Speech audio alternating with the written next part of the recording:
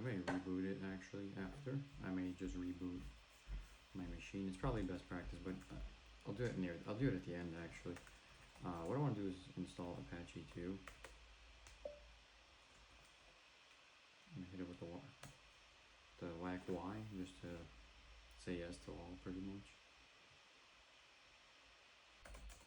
Then we want to start the system process. So we're gonna do systemctl start Apache. Oh, it doesn't look to have to complete that. Okay, so it's starting, and then I want to hit it with the status just to ensure that it's running. And that it is, and I may actually just restart it. Well, actually, no, I'm not going to restart it. I'm going to enable it. And now the Apache 2 web server is technically enabled. What we're going to do is use our local host, use our local IP to see if it is in fact coinciding with our local host, and it is. So we have the Apache 2 web server running. So far so good. So we actually need to install MySQL. MySQL. We'll just do the SQL server for now. So now we need to. So now what we need to do is secure our SQL server. So we're going to do sudo mysql hyphen secure installation. We'll edit that out. We're going to do strong. We're going to put in a strong password. And by default, MySQL installation has an anonymous user allowing anyone to log in.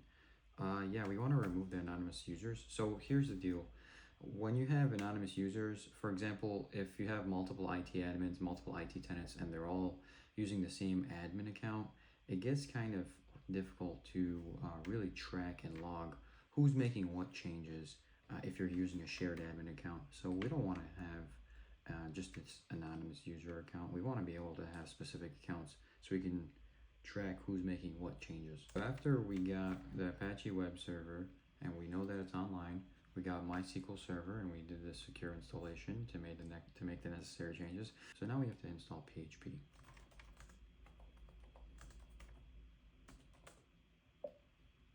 So you know what?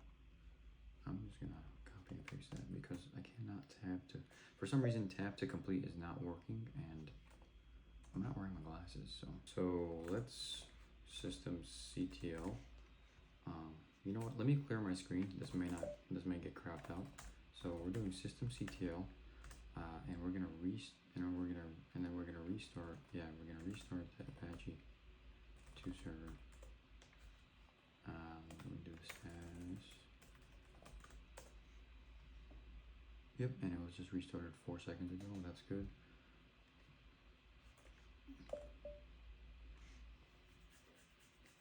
-u root -p, and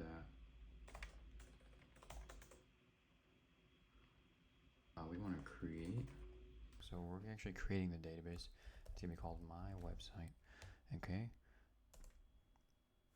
And I gotta create a user, and that's gonna be my user, and I'm gonna do it at localhost because that's what it's being hosted on, or we're hosting essentially our IP is front facing on that Apache web server. Identified. Let's see if I can tab to complete. I cannot. By my password. Okay. So grant all privileges on my website. Dot, and then we're gonna put an asterisk. So it's gonna be my website dot, and then any subdomain followed by any TLD top level domain at the end. So whether it's .com, .net, .edu, maybe even a different country like dot NZ. I think NZ is for New Zealand. So we're going to do that, and we're going to put 2, and then we're going to put, again, for my user at localhost. And we're going to do that as well. And then we're going to also flush priv images. And then exit. Oh, you know what? And that is pretty much the extent of it for now. What I need to do now is, again, find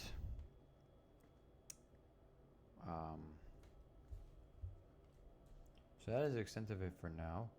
Essentially, what's the next steps are to actually deploy the website. So we're gonna have to like copy the path to where our website is, and it's gonna be in this directory,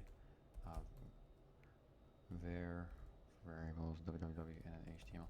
This is where the information indexed. So if I cat this document, this is where we're going to be kind of putting in the source code for our website. I don't have it, so essentially we're going to copy the path to our website, and it's going to have all the source code, all the CSS, all the HTML, CSS, JavaScript. And we're going to copy it to this particular location for this index HTML, which is going to be pulling for this web server. Now this is where I need to, I don't know if I'm going to be using like Directory Buster, or I need to see which application, which software I'm going to be using to scrape that website and see if I can pull that HTML. It's looking like this. It's giving me this error, so I'm not too sure if I can. So that's going to be a project in and of itself, because it's looking like it's just giving me this error.